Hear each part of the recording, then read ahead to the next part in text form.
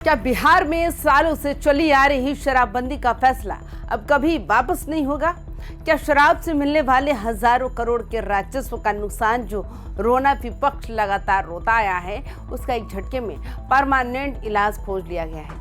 क्या आपने कभी सोचा था कि बिहार के 8 जिलों की जमीन के नीचे दबा एक छिपा हुआ खजाना राज्य की पूरी राजनीतिक और आर्थिक तस्वीर को रातों रात पलट कर रख देगा? और सबसे बड़ा सवाल, क्या सम्राट चौधरी की सरकार ने शराबबंदी के खिलाफ उठने वाली हर आवाज को खामोश करने के लिए एक ऐसा ब्रह्मास्त्र खोज लिया है जिसके आगे विपक्ष के सारे आर्थिक तर्क अब हवा में उड़ जाएंगे? नमस्कार, आप देख रहे हैं वाईबीएन बिहार झारखंड। मैं हूं आपके साथ मोदिता त्रिपाठी, लेकर आई हूं आज का ये टू द पॉइंट। चलिए बात करते हैं बिहार के उस सबसे बड़े इकोनॉमिक गेम चेंजर की, जिसकी गूंज पटना के सियासी गलियारों से लेकर दिल्ली के मंत्रालय तक सुनाई दे रही है।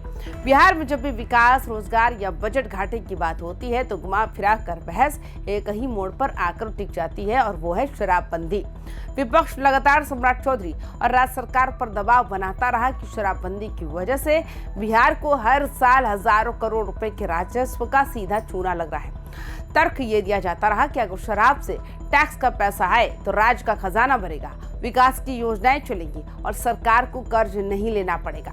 लेकिन दोस्तों जरा ठहरिए, क्या हुआ अगर मैं आपसे कहूं कि बिहार सरकार को अब शराब बेचकर राजस्व कमाने की रत्ती भर की जरूरत नहीं पड़ने वाली?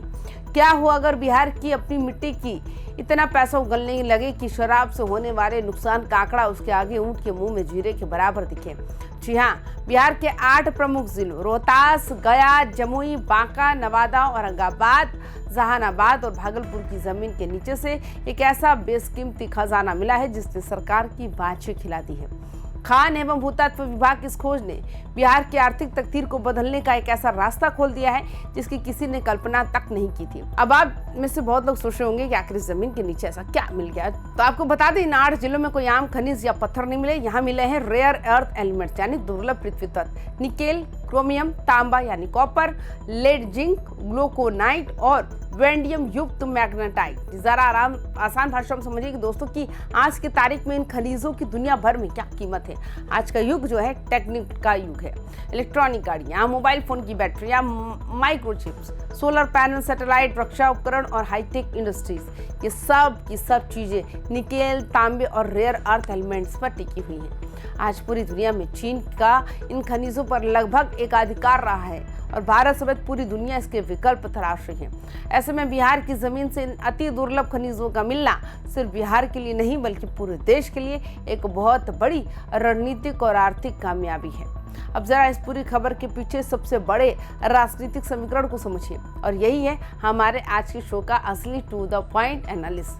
राजनीति में क्रोनोलॉजी और टाइमिंग ही सब कुछ होती है। एक तरफ विपक्ष सरकार को घेर रहा था कि खजाना खाली है, पलायन हो रहा है, शराबबंदी से राजस्व डूब गया है, और ठीक उसी वक्त सरकार के हाथ ये कुबेर का खजाना लग जाता है।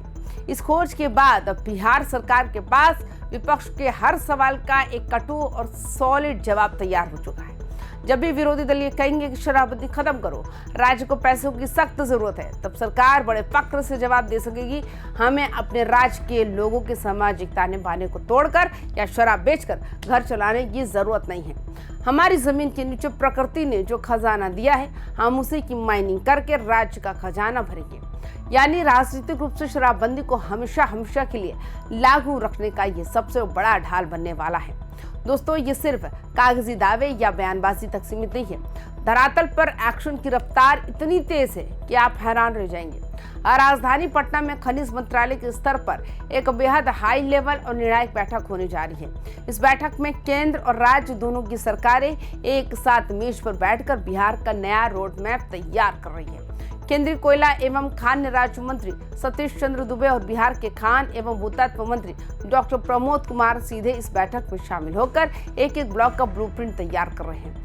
यह 8वें चरण की महत्वपूर्ण जो बैठक है, इसका सीधा एजेंडा है इन 8 जिलों में मिले खनिज ब्लॉकों की ई नीलामी की प्रक्रिया को पारदर्शिता और तेज बनाना, बड़े निजी और सरकारी निवेशकों को बिहार की चुनाव और माइनिंग के लिए आगे का लीगल और टेक्निकल ढांचा तैयार करना।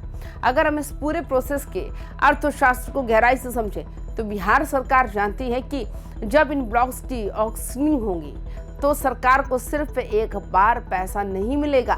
नीलामी का प्रीमियम, रॉयल्टी, डेड रेंट और लोकल एरिया डेवलपमेंट फंड के जरिए राज्य को कई दशकों तक लगातार इतना राजस्व मिलेगा जिसकी भरपाई शराब पर लगने वाला कोई भी टैक्स कभी नहीं कर सकता था। लेकिन कहानी सिर्फ राजस्व तक खत्म नहीं होती। इसका सबसे बड़ा फायदा किसे मिलने वाला है? इसका सबसे बड़ा फायदा मिलने वाला है हमारे बिहार के युवाओं को। सोच कर देखिए, जब रोहतास से लेकर जमुई और भागलपुर तक खदानें शुरू होंगी तो वहां सिर्फ गड्ढे नहीं खोदे जाएंगे। इन दुर्लभ खनिजों को शुद्ध करने के लिए प्रोसेसिंग प्लांट्स लगेंगे, रिफाइनरीज बनेंगी, खनिज आधारित बड़ी बड़ी मैन्युफैक्चरिंग इंडस्ट्रीज आएंगी। जब इतनी बड़ी तादाद में इंडस्ट्रीज लगेंगी तो बिहार के लाखों युवाओं को अपने ही घर, अपने ही जिले में सम्मानजनक पक्की नौकरी और रोजगार मिलेगा। जो युवा आज बेरोजगार की तलाश में दिल्ली, मुंबई, गुजरात या पंजाब जाने को मजबूर होते हैं, उस पलायन पर एक बहुत बड़ा ब्रेक लग सकता है। अब जरा सिक्के का दूसरा पहलू भी देख लेते हैं। सम्राट चौधरी की अगुवाई वाली सरकार के लिए ये खोज एक बहुत बड़ा इकोनॉमिक बैकअप और पॉलिटिकल शील्ड बन चुकी है। अब सरकार डंके की चोट पर यह कह सकती है कि बिहार को एक विकसित राज्य बनाने के लिए शराब के राजस्व की जरूरत नहीं, बल्कि बिहार अपने प्राकृतिक संसाधनों के दम पर आत्मनिर्भर बनेगा। लेकिन यहाँ कुछ बड़े सवाल भी खड़े होते हैं जिनका जवाब आने वाला वक्त ही देगा। पहला सवाल है, क्या खनिज ब्लॉकों की नीलामी की प्रक्रिया इतनी तेजी और पारदर्शिता से पूरी हो जाएगी कि इसका असर जल्द से जल्द बिहार के बजट पर दिखाई दे? दूसरा सवाल है, क्या जमीन पर असल में इंडस्ट्रीज लग पाएंगी या फिर लाल फीताशाही और प्रशासनिक सुस्ती के कारण ये योजना भी सालों साल फाइलों में अटकी रह जाएंगी? और तीसरा सवाल है, जो कि सबसे अहम है, क्या विपक्ष अब शराबबंदी के मुद्दे पर खामोश होगा या फिर खनिज के बंटवारे और पर्यावरण के मुद्दे को लेकर सरकार के खिलाफ नया मोर्चा खोलेगा? एक बात तो तय है दोस्तों कि बिहार की राजनीति में अब शराबबंदी बनाम राजस्व की पुरानी बहस का अंत होने जा रहा है। रोहतास से लेकर बांका और जमुई की पहाड़ियों के नीचे छिपा ये खजाना बिहार की बदहाली के टैग को मिटाने का सबसे सुनहरा मौका लेकर आया है। तो आपको क्या लगता है, क्या जमीन से निकला ये कुबेर का खजाना वाकई बिहार की किस्मत बदल पाएगा? क्या इन खनिजों की कमाई से शराबबंदी के नुकसान की पूरी भरपाई हो पाएगी? और क्या इससे हमारे बिहार के युवाओं का पलायन सच में रुक सकेगा?